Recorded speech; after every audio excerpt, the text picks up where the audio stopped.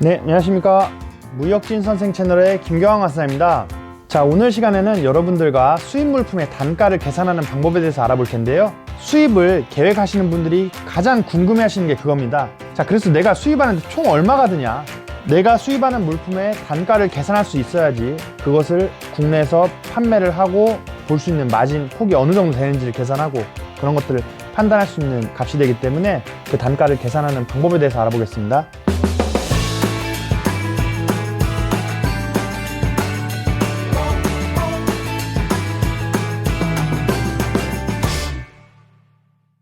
자, 무역거래는 다양한 변수와 또 준비해야 될 내용들 또는 뭐 갖춰야 될 그런 시설 같은 것들 여러 가지 변수들이 있겠지만 가장 일반적으로 수입 물류 과정에서 드는 비용만을 감안해서 단가를 계산하는 실습을 해보도록 하겠습니다.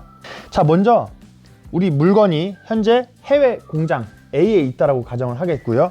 그 물건이 이제 배나 비행기를 타고 국내에 도착을 해서 거기서 우리 사업장 또는 우리 창고까지 이동을 하게 되겠고, 최종적으로는 그것이 내가 판매하는 거래처까지 가기까지의 비용을 모두 이제 계산을 하셔야 되겠죠.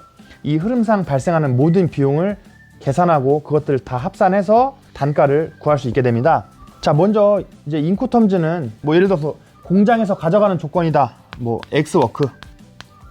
자, 이것을 뭐 한국까지 가져다 주는 조건, 뭐 FOB, 뭐 우리나라까지 오는 뭐 C 조건이라던가 D 조건, 이런 식으로 이제 다양한 종류의 인코텀즈가 이제 존재를 하는데, 뭐 오늘 사례에서는 가장 흔히 쓰이는 FOB 조건이다라고 한번 가정을 해볼게요.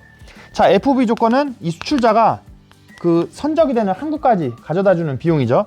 이제 그 비용이 예를 들어서 우리가 물건을 1000개를 샀는데 100만 원이다라고 칠게요.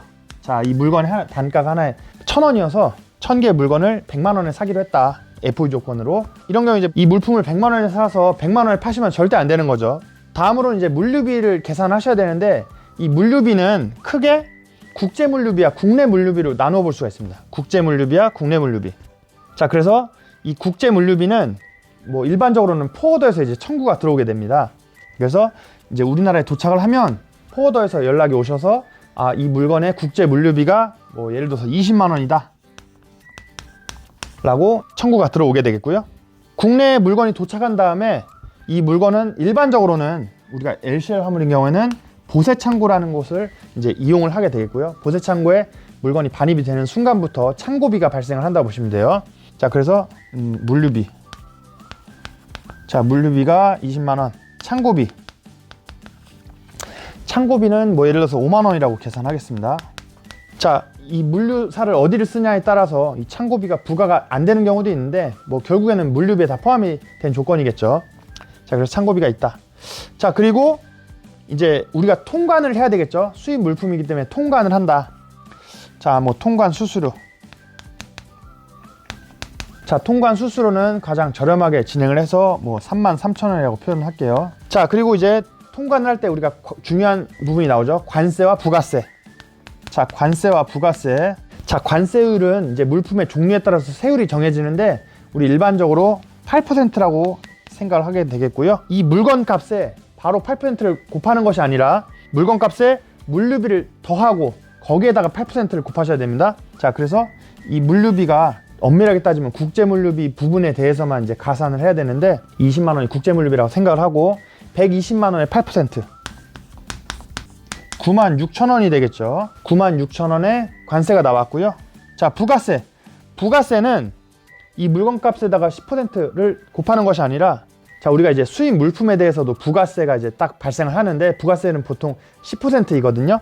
자, 그래서 수입 물품에다가 물류비 더하고 거기에 관세까지 더하셔서 10%를 곱하시는 겁니다. 자, 그러면은 129만 6천원의 10%니까 12만 9,600원의 부가세가 발생을 합니다.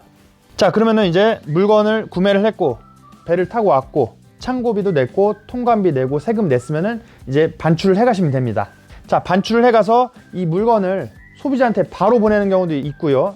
또는 이 물건을 우리 사업장 또는 우리 창고, 3PL 창고라던가 뭐 내가 지정한 창고로 이동을 한 다음에 이동을 하는 경우가 있겠죠. 자, 그래서 뭐 그런 상황에 따라서 국내 물류비가 예를 들어서 우리가 10만 원이라고 계산을 할게요. 자, 부가세 포함해서 11만 원이라고 계산을 하겠습니다. 자, 그러면 여기 있는 비용을 다 더하시면 돼요. 자, 여러분들 여기 우리가 부가세까지 다 더하기로 했으니까 여러분들이 이용하시는 용역에 부가세까지 모두 일단 계산하셔서 내 주머니에서 나가는 토탈 비용을 계산하시면, 자, 이번 사례 같은 경우는 148만 9천 원이다. 자, 우리가 1000개를 사기로 했으니까 하나의 단가는 얼마다? 1489원이에요.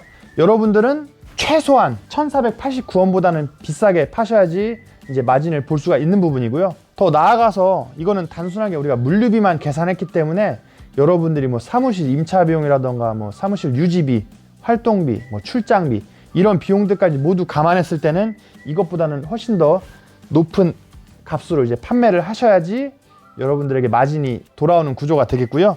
여러분들의 마진을 극대화하기 위해서 우리가 FTA를 활용해서 이 관세를 낮춘다던가 또는 좀 더 경쟁력 있는 그런 물류사를 사용을 하신다면 약간의 그 비용 절감이 있을 수가 있고요. 자, 이런 식으로 여러분들이 수입 단가를 계산해서 내가 어느 정도 이익을 볼 수 있는지, 이 물품을 과연 수입해서 판매할 만한 그런 아이템인지 이제 파악을 해보실 수가 있고요. 자, 오늘은 변수를 최대한 단순화하고 간단하게 단가를 계산해보는 방법에 대해서 알아보았고요. 자, 다음 시간에는 실제 무역거래 사례를 가져와서 수입 물품의 단가를 어떤 식으로 계산하는지 한번 실습을 해보도록 하겠습니다. 자, 오늘 컨텐츠가 도움이 되셨다면 구독과 좋아요 부탁드리고요. 다음번에 더 좋은 컨텐츠로 찾아뵙겠습니다. 감사합니다.